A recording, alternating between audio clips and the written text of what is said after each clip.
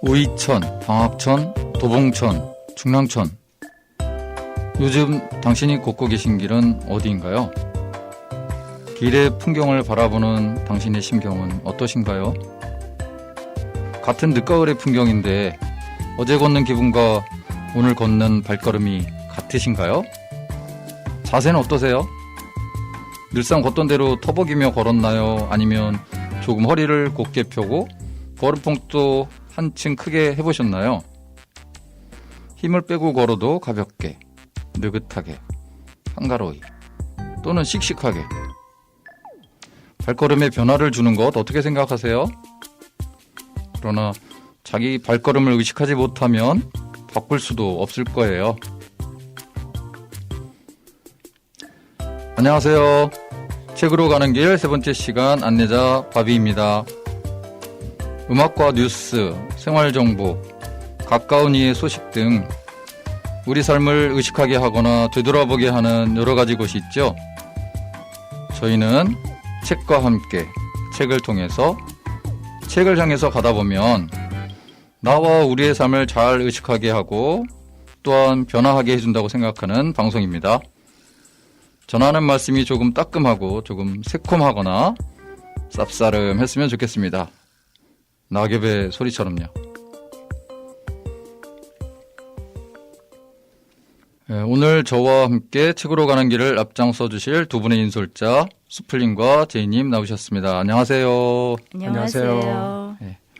비가 한번 지나가고 또 단풍도 예쁘게 물들고 이제 또 막 낙엽 지고 있잖아요. 네. 이런 시간 동안 어떻게 지내셨어요? 네, 저는 우리가 소개할 책에 나오는 한타처럼 한타가 뜻하지 않게 교양을 쌓았다는 것처럼 저도 뜻하지 않게 생각보다 많은 일을 하고 지냈어요. 책 모임도 하고 요즘에 강의 줌으로 많이 듣잖아요. 네. 줌으로 강의도 여러 가지 듣고 또 필사도 하고 장문도 하고 라디오 방송국 공부도 하고 그랬습니다. 아, 네. 아이고, 글 공부도 많이 하시고 뭔지 막 더 자세히 묻고 싶은데. 네. 제이님은요? 아, 예. 저는 지난주에 모처럼 나들이를 했습니다. 남이섬에 다녀왔지요. 남이섬에 가니까 늦가을이라 그런지 단풍은 다 떨어졌어요. 그렇지만은 아직도 그 가을에 그 화려했던 흔적은 엿볼 수 있었습니다. 네. 특히 남이섬 왔다 갔다 하는 길에 그 드라이브 길이 참 좋잖아요. 네. 그 청평호수도 예쁜 자태를 뽐냈고요. 특히 북한강의 물줄기는 잔잔하고 우아했어요. 진짜 가을의 운치는 스트레스 날리기 충분했고요. 이번 가벼운 여행을 통해서 진짜 제 가슴에 신선한 바람을 넣어주니 정말로 상쾌했습니다. 네. 지금 말씀드리니까 남이섬이 님의 섬처럼 들리는데요. 그리고 청평호수라는 말, 또 오랜만에 듣습니다. 아주 맑게 느껴지네요. 네. 자, 오늘 소개하실 책은 두 분이 막 이렇게 손뼉을 치시면서 좋은 책이라고 동의하셨었어요. 너무 시끄러운 고독. 이 제목부터 그냥 모순으로 꽉 차 있는데 하필 또 그게 고독이고 시끄럽다니까 이게 뭘까 엄청 궁금합니다. 어떤 책인가요? 예. 너무 시끄러운 고독은 주인공 한타의 1인칭 고백으로 이야기가 전개되는데요. 한타는 더러운 지하실에서 압축기와 맨손으로 폐주를 압축하면서 맥주를 마시며 살아가는 고독한 인간이에요. 네. 그렇지만 일을 하면서 그 폐지 속에서 책을 발견하면서 그 책을 읽고 교양을 쌓으면서 독서에 빠집니다. 네. 그래서 일단 독서에 빠지면 완전히 다른 세계로 멀리 떠나곤 하죠. 네네.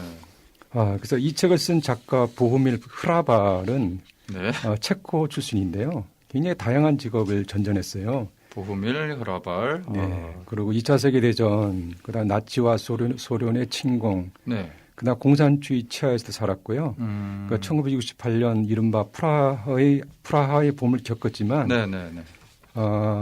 흐라발은 다른 나라로 망명하지 않고 조국 체코에서만 거주했습니다.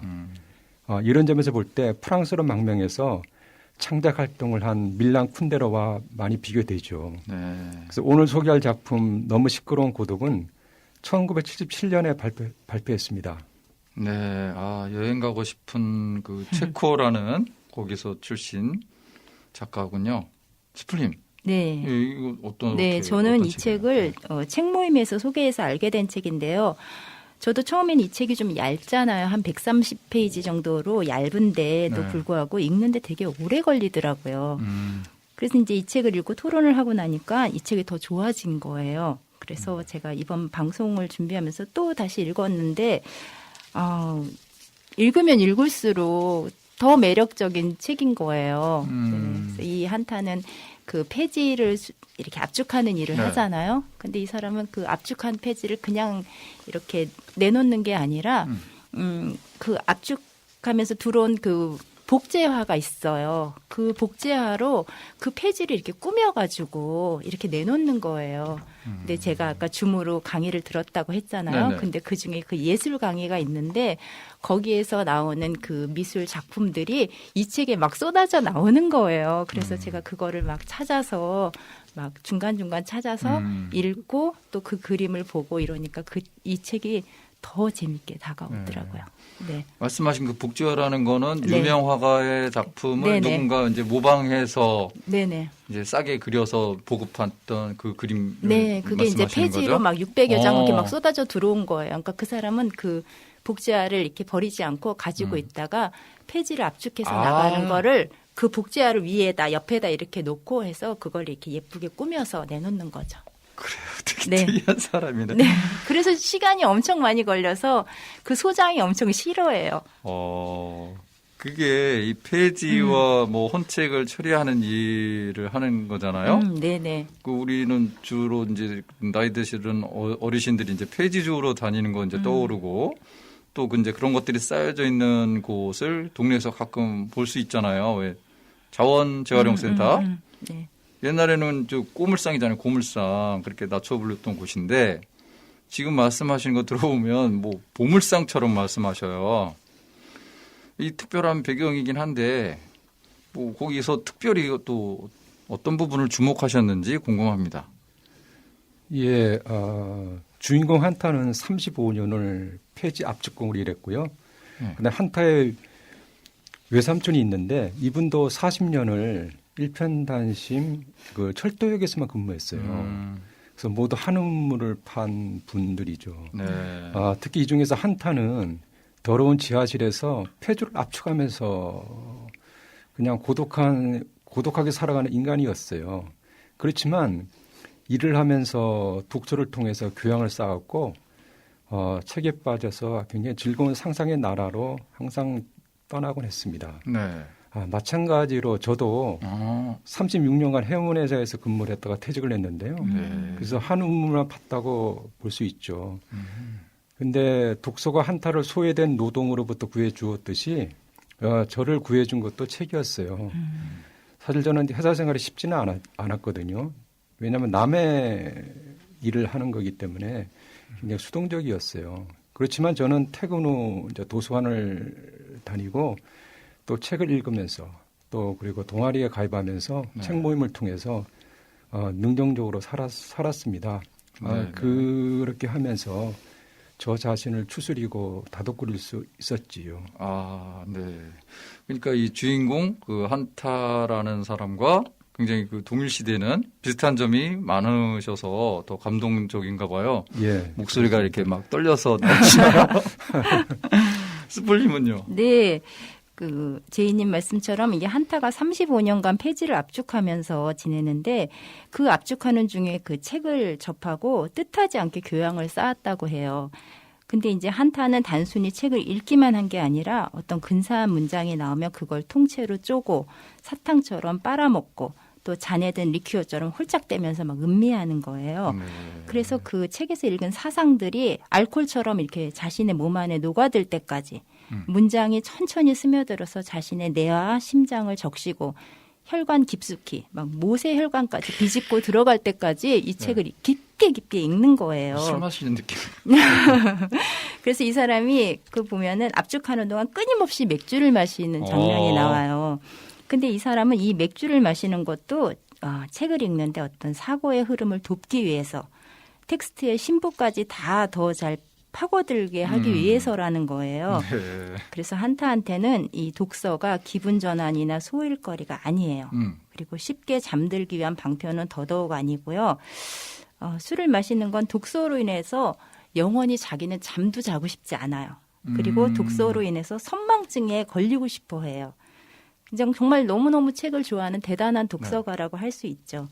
그래서 실제로 이 한타가 선망증에 걸리기도 하는 것 같아요. 보면 책에 예수도 만나고 노자도 만나고 셸링과 헤겔을 만나기도 하거든요. 네, 저기 네. 그 선망증이 무슨 건망증하고 반대인가요? 선망증은 이렇게 뭐 망상이나 네.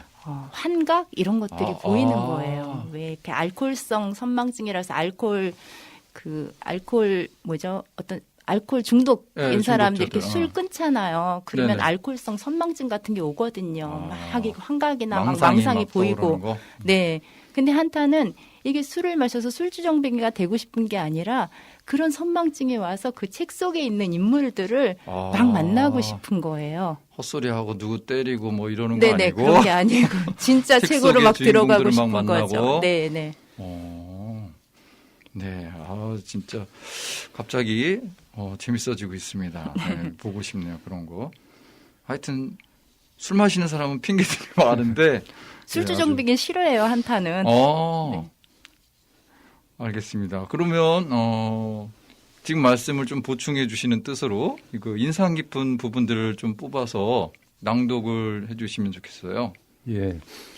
저는 인상 깊었다기보다는 저를 좀 당혹하게 한 부분이 있는데요. 네. 그렇게 책을 많이 읽은 한타가 막상 정체성의 혼란을 겪고 있을 때는 책은 그를 구해내지 못해요. 바로 책을 보면 113쪽을 보면요. 이런 구절이 있습니다. 햇빛에 눈이 부셔 어디로 가야 할지 모르는 채 그곳에 남아 있었다. 내가 신봉했던 책들의 어느 한 구절도 내 존재를 온통 뒤흔들어 놓은 이 폭풍우와 재난 속으로 나를 구하러 오지 않았다.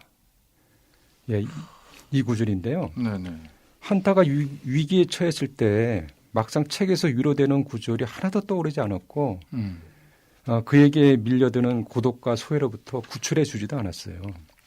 여기서 하여튼 술 한잔 탁 마시면서 또 우리도 읽을 때. 예, 그럼에도 불구하고 한타는 책들과 운명을 함께하기로 마음먹습니다. 대단하죠. 왜냐하면 그가 진정으로 원한 것은 책을 통해 구원을 얻으려고 했던 건 아니고요. 그냥 별거 없었던 것 같아요. 근데 그런 점에서 저도 마찬가지인 것 같아요. 저도 책을 굉장히 좋아하고 많이 읽는데요. 그것은 그냥 즐거웠기 때문이에요. 네. 책보다 저를 더 재미있게 만드는 대상을 찾지 못했어요. 그래서 저는 책을 평생의 동반자로 삼고 있는데요. 이제 성경에 보면 바울 사도가 이제 자기가 신앙의 아버지로서 행동하지만은 설사 허공을 치는 삶이라고 해도 자기는 상관하지 않겠다고 말을 했는 것처럼 저도 한타처럼 그 책을 평생의 동반자로 삼아도 후회하지 않겠습니다. 그러니까 책에서 어떤 구원이나 정답을 찾는 것이 아니고 그냥 즐거움만으로도 충분해서 책을 읽는다. 예, 그렇죠. 네.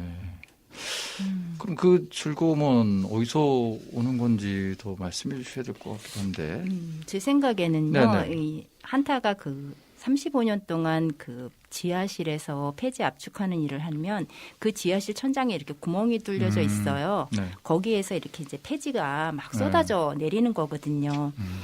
근데 이 일이 되게 힘들고 행색도 되게 지저분해요. 막 그렇겠죠. 한타는 이 책을 아끼기 때문에 항상 맨손으로 작업을 하거든요. 그래서 손도 엄청 지저분하고 막 행색도 지저분하고 이런 거 항상 또 술에 절어 있고 그리고 소장은 매일 이렇게 막 일을 열심히 해야 되는데 일하다가 막 좋은 책 있으면 막 책 보고 있고 또 막 페이지도 막 예쁘게 꾸미고 이러니까 일이 막 빨리빨리 안 되잖아요. 그러니까 소장은 못마땅해서 매일 요구하라고 막 그래요. 그래서 우리가 볼 때는 책은 무척 많이 읽지만 세상 눈으로 볼 때는 성공한 사람이라고는 생각하기는 거리가 멀어도 너무너무 멀잖아요. 근데 한타가 일하다 말고 또 책에 빠져 있으면 소장은 책에 한눈 팔지 말고 움직이라고 마당이 종이로 뒤덮여 있는데 바보 같은 짓거리에 빠져 있다고 난리를 하는 거예요. 소장이 봤을 땐 그게 바보 같은 짓거리일 뿐인 거예요. 네. 근데 한타는 책에 빠지면 완전히 다른 세계, 책 속에 들어가 있어서 꿈속보다 더 아름다운 세계로 떠나 진실 한복판에 가 있게 된다는 거예요. 근데 이것이 날이면 날마다 하루에 10번씩 자기 자신으로부터 그렇게 멀리 떠나갔다 오는 거. 그래서 이 책에 보면은 그런 표현이 나와요. 자신이 자신으로부터 이방인이 되어서 집으로 돌아간다. 이런 표현이 있어요. 그래서 이것이 이 한타에게는 즐거움인 거죠. 자기가 자기를 떠나서 어떤 진실의 한복판에 들어가서 이 세상이 어떻게 돌아가는지도 모르는 채 거기에 빠져서 몰입해 있어서 있다가 다시 이렇게 정신을 차리고 이런 걸 하루에 10번씩이나 경험한다니 얼마나 놀랍고 신비로운 경험이에요. 참 특이한 사람이 빨리 일이나 하지. 그걸 책 보고 그렇게 좀 빠졌다는 거네요. 근데 이 글이 그 책과 독서에 관한 설명문이 아니라 소설이잖아요. 그래서 이런 것들을 구체적으로 보여주는 어떤 사건이나 에피소드들이 있을 것 같아요. 이 책 너무 시끄러운 고독이 안내하는 그 지금 말씀하신 읽어주신 완전히 다른 더 아름다운 세계 진실의 한복판은 어떤 곳인가요? 제가 이걸 일일이 다 막 소개해드릴 수는 없는데 제가 이 책을 딱 읽고 났을 때 처음에 느꼈던 느낌은 책이 무척 세련됐다라는 생각을 했어요. 이 중간중간에 이렇게 에피소드가 많이 나오는데 그 에피소드를 제가 자세히 설명해드릴 수는 없어요. 근데 에피소드가 되게 자연스럽게 스며져서 나와요. 그래서 여자친구 만차가 있는데 그 만차에 되게 황당한 이야기. 그다음에 또 이 한타가 막 굉장히 소중한 막 왕실의 책들이 이 나치 치아가 이렇게 침공하면서 왕실의 책들이 막 버려지는 장면이 나오거든요. 그때 막 너무 안타까워하면서 그거를 버려지게끔밖에 하지 못하는 자신은 죄인이라고 자기를 막 잡아가라고 막 이렇게 하는 이야기라든지 또 자기의 어머니와 자기가 사랑하는 삼촌의 그 죽음을 맞이했을 때 이야기라든지 그다음에 아까 제이님이 말씀하신 것처럼 삼촌이 그 철도에서 일을 하고 퇴직을 해서 삼촌 집 마당에 그 철도를 깔아요. 네. 그래서 거기에서 주말마다 그 철도를 막 타고 다니면서 파티를 하는 그런 이야기도 나오고요. 네. 또 이 지하실에서 근무를 하면 그 지하실에 그 쥐들이 많은데 그 쥐들이 회색쥐, 검은쥐가 막 암투를 하는 그런 막 전쟁 이런 이야기도 막 나오거든요. 그리고 이제 한타가 사랑했던 그 집시 여자의 이야기 그런 이야기들이 많이 나와요. 그래서 이 책이 좀 어렵기도 한데 그런 에피소드가 중간중간 있어서 읽는데 되게 재미가 있어요. 네, 다 소개하기에는 네. 너무 많다. 네, 네. 그래도 제이님이 하나 소개해 주세요. 수풀님이 많은 이야기 하셨는데요. 그중에 그 만차 이야기도 하셨죠. 저는 그 만차 이야기를 한번 해볼게요. 네. 이제 한타가 사귀었던 여자가 별로 많지도 않은데요. 그래도 만차가 좀 특별하네요. 어떤 면에서 그러냐면 만차는 평생 책을 싫어했어요. 네. 그래서 한 권도 읽지 않았어요. 하지만 그런 만차가 말년에 가서 성스러움의 경지까지 올랐다고 한타는 이야기를 하는데요. 한타가 평생 만난 사람 중에서 만차가 가장 멀리까지 간 사람이라 그래요. 그렇지만 한타는 평생 그 책들에 둘러싸여서 쉴 새 없이 표정을 구했지만 하늘로부터 단 한 줄의 메시지도 받지 못한 채 오히려 책들이 자기한테 단합해서 맞섰다고 실패하고 있거든요. 그래서 이 책이 사실 책에 관련된 책인데 작가는 세상의 진실은 책에 있지 않다고 말하는 것 같아요. 재밌지 않나요? 안 재밌어요. 안 재밌어요. 그러니까 그 책 한 줄 안 읽은 친구가 훨씬 성스럽고 최고다. 그럼 책 열심히 읽은 이 사람 좀 억울한 것 같고 아리송한데요. 근데 이 한타는 왜 이렇게 남들이 버린 책을 다 처분하지 못하고 쌓아둔 것인지 이것도 이해될 듯 말 듯해요. 왜냐하면 이제 이 작가가 이거 썼을 때하고 달리 현대는 그 디지털과 인터넷 시대잖아요. 스마트폰과 유튜브를 통해서 게임하고 동영상을 즐기는 이 현대에서 활자화된 책을 읽는다는 것은 우리도 모르게 왠지 촌스럽거나 좀 고상한 척하는 행위? 뭐 이렇게 되거든요. 그럼 이 시대에 이 독서의 의미 또는 소설과 문학을 읽는다는 것은 무슨 의미가 있는 것일까요? 예. 어떤 사람들은 책을 읽지만은 소설이나 문학 작품을 절대 읽지 않는다고 오히려 자랑스럽게 이야기하는 걸 봤어요. 네네. 그 이유는 뭐 소설은 가상의 세계, 지어낸 세계고 진실이 아니라고 이제 말들 하는데요. 이제 그런 사람들을 보면 주로 자기 개발서나 경제서 등을 많이 보더군요. 네. 이제 일면 이해는 해요. 그렇지만 문학 작품에는 다른 면이 있거든요. 우리는 소설을 통해서 우리가 직접 경험하지 못한 네. 다른 사람의 삶을 엿볼 수가 있어요. 네. 이를 통해서 그 타인의 여러 감정이라든지 고통을 이해하고 네. 또 인간의 적나라한 모습을 간접 경험할 수 있지요. 네. 이렇게 하다 보면 타인을 공감하고 이해하는 안목이 생깁니다. 이것이 우리가 살아가는데 중요하지 않겠어요? 결국 이제 소설과 문화 작품 읽다 보면 우리는 자기 뒷모습을 이제 보게 되고 또 결국에는 자신만의 삶의 철학이나 의미를 찾아갈 수도 있겠죠. 자신만의 코드? 예. 그 존 스튜어트 밀의 그 자유론을 주제라고 하는 책이 있는데 그거랑 통하는 느낌이네요. 네, 저는 이게 책을 왜 처분하지 못하고 쌓아두냐 이렇게 이야기하셨는데 한타는 책을 쌓아두는 게 보통 쌓아두는 게 아니에요. 집에 책이 2통가량이 쌓여져 있어요. 그래서 집에 뭐 부엌이건 화장실이건 뭐 온 구석 다 책이 쌓여 있어요. 그래서 이 사람이 더 이상 쌓을 데가 없으니까 이렇게 침대 2개를 붙여가지고 그 위에다 닷집을 만들어요. 네. 그리고 그 닷집 위에다도 책을 쌓아요. 공간에다도 책을 쌓는 거죠. 네, 그래서 거기에 누워서 자면 항상 이 책에 이렇게 눌려서 실제로 이 한타가 키가 9cm나 막 줄어들어요. 그래가지고 소세지를 샀는데 고개를 숙이지도 않는데 소세지가 입에 닿는다 막 이런 이야기도 나오거든요. 그래서 아까 그 바비님 말씀처럼 스마트폰이나 유튜브로 영상 많이 보는데 그러니까요. 네. 근데 제가 생각할 때는 그렇게 영상을 많이 보는 것으로는 깊이 생각하는 법을 배우지 못하는 것 같아요. 왜냐하면 그거 너무 빠르잖아요.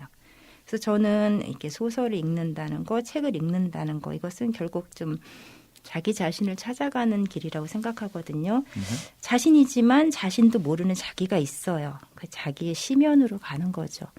근데 한타는 제가 볼 때는 좀 자신이 누구인지 무엇을 좋아하는지 알았던 것 같아요. 그래서 한타는 그 죽음에 앞서서 그런 이야기를 합니다.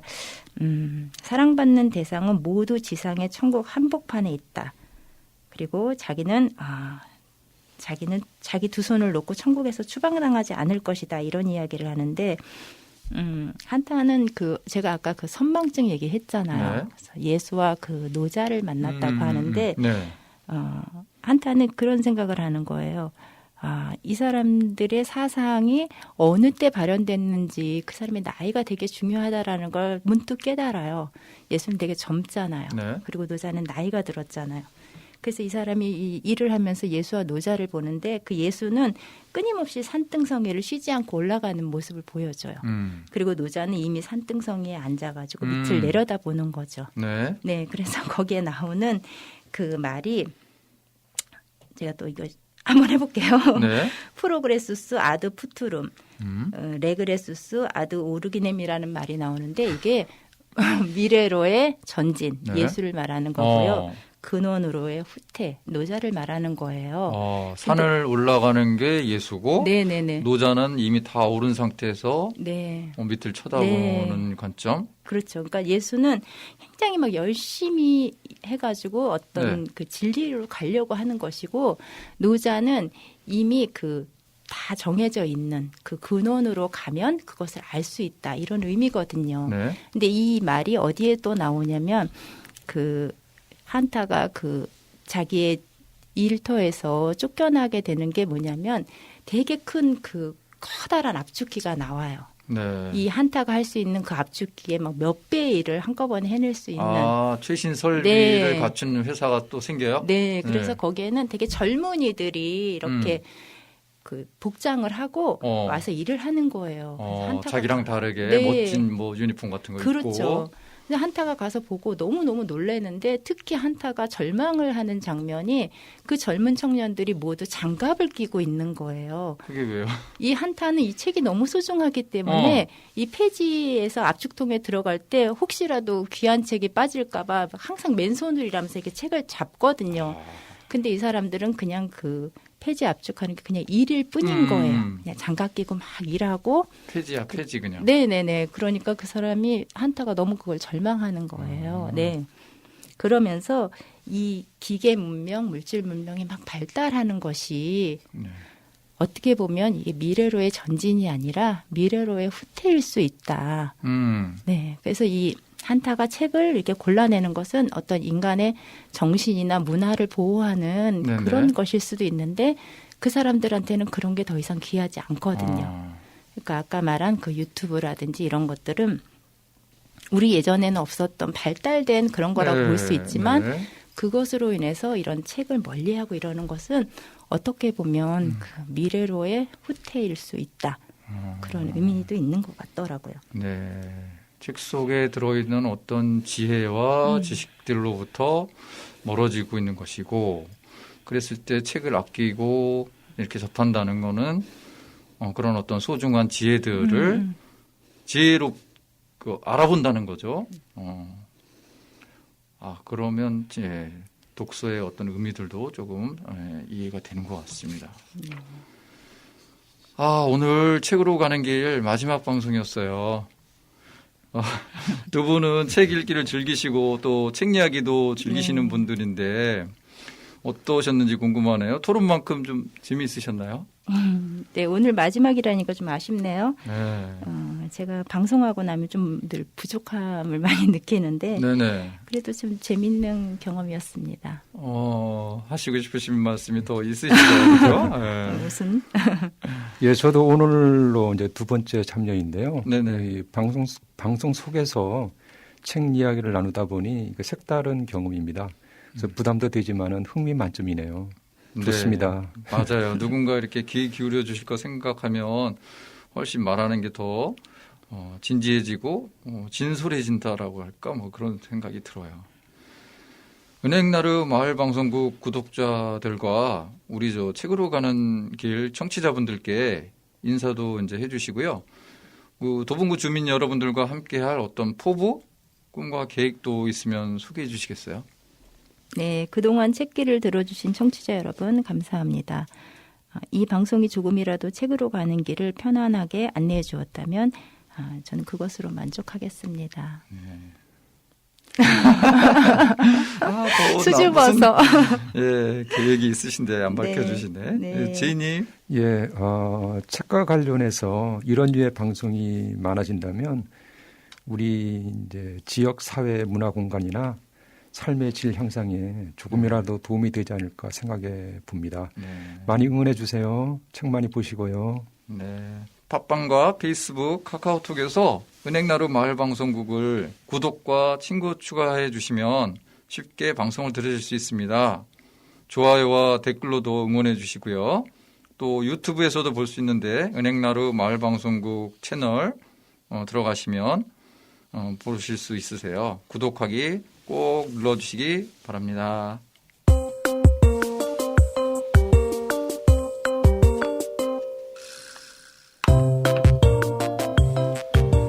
(30년) 전 문학평론가 김현은 이청준의 소설 당신들의 천국에서 해설해서 다음과 같이 말합니다. 문학은 인간을 자신의 생존 욕구에만 갇혀있는 포유동물과 구별하게 만드는 변별적 장치 중의 하나이다. 그것이 없다면 인간으로서 살아남는다는 말을 감히 할 수 없으리라고 생각한다. 문학은 그것을 제약하는 상황, 그 자체의 기호가 됨으로써 그것을 초월하는 인간만이 가진 장치이다. 그러니까 문학은 더 나은 인간을 향한 발걸음이라고 풀이되는데요. 아마 한 번 내딘 걸음은 춤이 되거나 달리기가 되기도 하고 때론 쉼을 갖겠지만 그 바람과 욕구만은 멈추지 않을 것입니다. 책으로 가는 길 청취해주신 여러분의 소감은 어떠한지 알려주세요. 지금까지 숲을 제이님, 진행과 대본의 바비, 녹음 연출 은유, 제작의 은행나루 마을방송국이었습니다. 어찌 감사합니다.